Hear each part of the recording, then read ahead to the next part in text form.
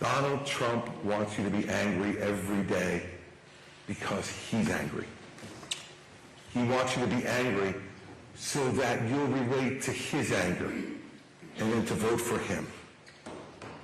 Please understand this. I have known him well for 22 years, more than anybody else in this race has known him. And I can promise you this, if you put him back behind the desk in the Oval Office and a choice comes and a decision is needed to be made as to whether he puts himself first or he puts you first, how much more evidence do you need that he will pick himself? And if that is what we have there, then people are going to remain angry, remain divided, and become even more exhausted than they are today. The country that I think we should choose is the country that recognizes that our differences have always been our strength, not a weakness, not something to divide us and anger us, but our differences have been our strength. We've come from different countries at different times to different places, with different skills, with different religions. And yet, only here can those people become an American. You can't go to Germany and become a German. You can't come to Great Britain and become British. But you can come here and become an American, a real part of this country. The moment we become a place where people no longer want to come in search of a better, freer, stronger nation, that will be the real problem that will be harder to solve.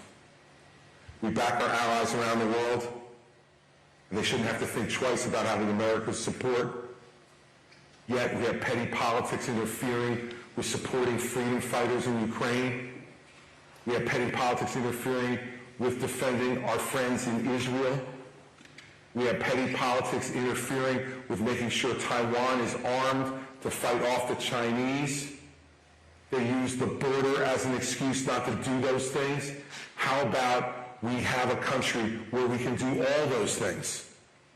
Because leadership aspires to something greater, not to appealing to the lowest common denominator, which is what the leadership of the last decade and a half in the White House has done, including the current president.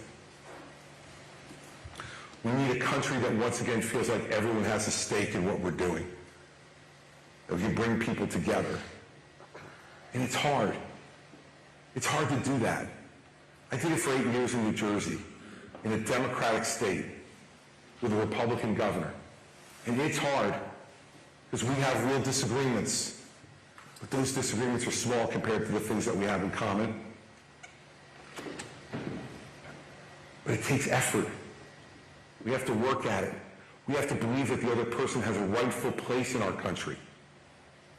We have to believe that whether we agree with them or not, they got elected too. And they have a right to have a voice and to be heard and to have a vote and to have it count. This race has always been bigger than me. It's bigger than any one person if you do it the right way. I tried to change conversation in this race. I tried to force a conversation in this race. A conversation about the real thing that's going on here. I stood on those debate stages, every one of them. The pundits in the media and the professional politicians who worked for other campaigns said I wasn't going to make any of them. Right? Before every debate, now Christie won't make this one, don't make this one. I made every one of them. But when I stood on there, I watched the other candidates arguing with each other as if the race was between us, pretending as if the guy who's in front and wasn't there wasn't to be spoken about. Like Voldemort in the Harry Potter books, he who shall not be named, because they feared even bringing up his name would make him appear with his magical, mystical powers to end their political careers. So they say ridiculous things, make ridiculous points. And let me tell you, if Donald Trump becomes the nominee of this party, the moment that it happened was when Nikki Haley and Ron DeSantis and Tim Scott and Mike Pence and Doug Burgum and Vivek Ramaswamy stood on that stage in Milwaukee in August. And when we were asked, would you support someone who is a convicted felon to be president of the United States, they raised their hands. Give Ron credit, he had to look at everybody else first to see if he wanted to raise his hand, but then he raised his hand. Kind of like cheating off somebody's paper in high school. They raised their hands. And I did not. And will not. And I cannot countenance that behavior.